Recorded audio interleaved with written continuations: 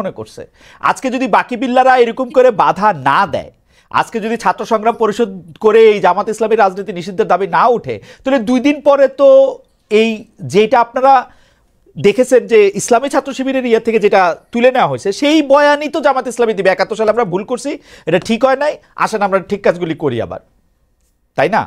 না, আমি মনে করি আপনি যদি একটা গণতান্ত্রিক পরিবেশ দেন খালেদ ভাই, আমরা যদি একটা ভালো গণতান্ত্রিক পরিবেশ কিছুদিন দিতে পারি তাহলে সিচুয়েশন চেঞ্জ হবে।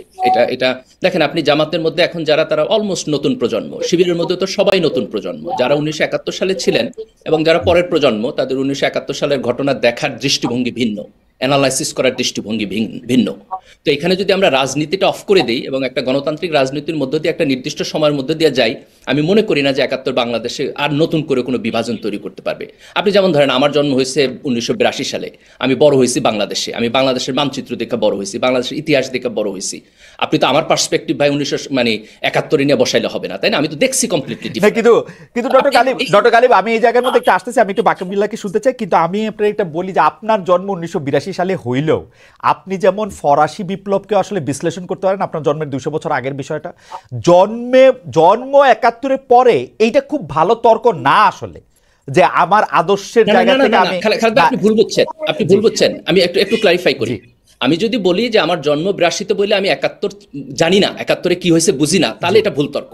কিন্তু আমি যদি বলি যেহেতু আমার জন্ম 82-তে, কাজে আমার পার্সপেক্টিভ বাংলাদেশি, ওকে, তাইলে এটা রাইট তর্ক। আমি যেটা বলতে চাই যে জামাত এবং শিবিরের এখন 80-90% পিপল, তারা হচ্ছে বর্ন ইন বাংলাদেশ, তাদের যে পার্সপেক্টিভ সেটা আপনারা আমার পার্সপেক্টিভ একই রকম ভাই, এখানে কোনো পার্থক্য নাই। আচ্ছা, ঠিক আছে, এইটা নিয়ে আমরা একটু বাকি বিল্লার কাছে আসি। যে জনাব বাকি বিল্লাহ, আমরা কিন্তু দেখেছি যে এই বিভাজনটা, যেটা আসলে ডক্টর গালিব উদাত্ত আহ্বান জানাচ্ছেন যে আপনার রাজনীতিটা সরায় নেন, এই চেতনা বা এই পক্ষ বিপক্ষ 71, 25, 72, 24 এগুলি নিয়ে আমরা আসলে কথা না বলি, এইটা নিয়ে আপনার আসলে জায়গাটা কোথায়? এটা তো একটা স্পেস দেওয়া উচিত, তাই না?